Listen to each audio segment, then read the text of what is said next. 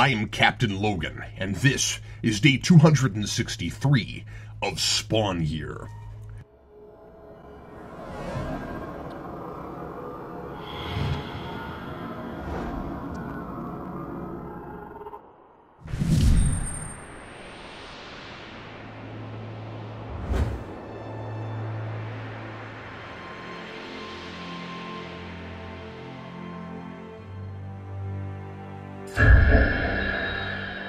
Sometimes I wish I could do what Spawn the Dark Ages so often does between story arcs. Just skip all the boring stuff and find myself dealing with what matters. Seeing day 365, finding out if everything I have endured this year was worth it.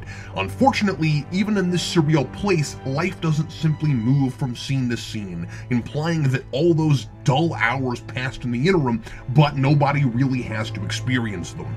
I still have over 100 Spawn items left for review, and although the time would probably pass more quickly if I purged that daunting number from my numbed mind, I can't help it.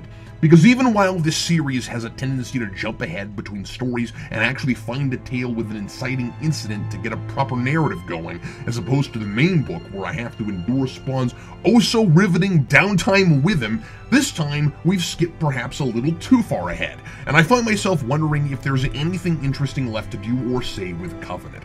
Finally, Malbolgia, though from the background, is stepping in and creating consequences for Covenant's defiant attempt at reclaiming his life in the name of God, which is something I was waiting to see since Hell had returned him to Earth and just left him to his own devices for well over 100 years, including all that time he was crucified in a forest.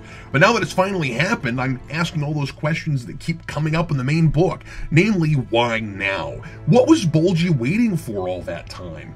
Why didn't Covenant at least have his own version of Clown? And these books have never adequately explained why Hell doesn't just recruit really terrible, conscienceless psychopaths who are also brilliant battle strategists. I mean, Al Simmons was one of those, apart from the brilliant strategist bit, but I don't think the reader was ever meant to pick up on that until Hallwin's tenure on the book. Bolgia wastes all this time with drawn-out, convoluted plots, which usually open with do nothing for a really long time in order to make someone he's already recruited and who has already pledged himself to Hell's cause cooperative. Is it really that hard to find someone competent and evil enough to work for you in the first place? But then I suppose if you did that, we wouldn't have a human enough character to relate to. It'd be like Jason Wynn, the comic book. Frankly, that doesn't sound any more or less relatable than Spawn. At least with Covenant, we had a guy who really was fighting with the best of intentions and realized after death that he wasn't doing the good Lord's work after all. And he's been entirely proactive, trying to make something of his new undead life, and when he did stop doing anything at all, it was, as he saw it, for the greater good, an entirely sympathetic motive, and most importantly, we didn't have to read about it. The story jumped over the part where nothing was going on. The problem now is Steve Niles has skipped across events that actually do matter, and without which I feel too far removed from Covenant to sympathize with him the way I did before.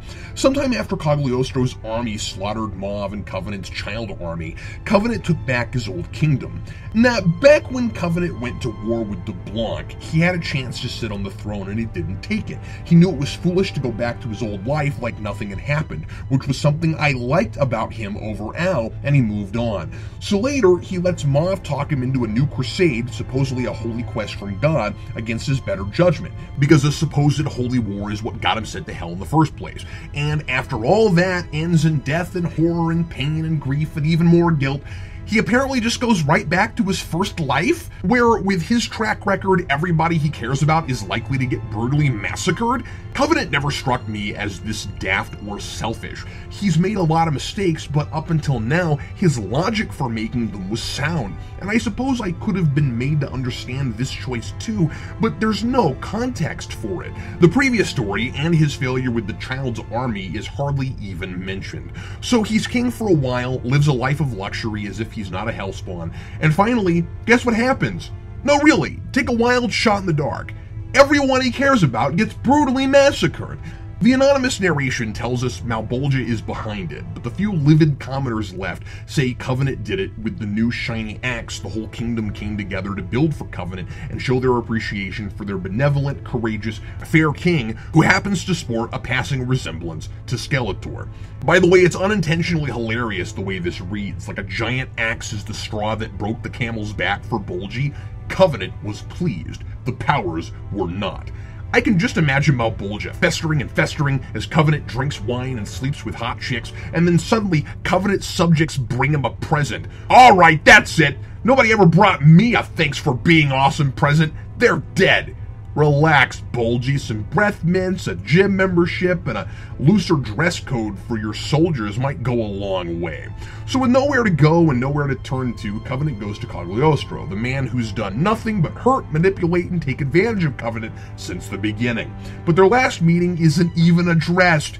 Instead, Cog acts like he's Covenant's Mr. Miyagi again, and I kid you not, spouts the exact same cryptic nonsense he spewed for years to Al Simmons, almost verbatim, including the trademark catchphrase Cog used to constantly insert into every other sentence like he's a restaurant franchise and this is his commercial slogan.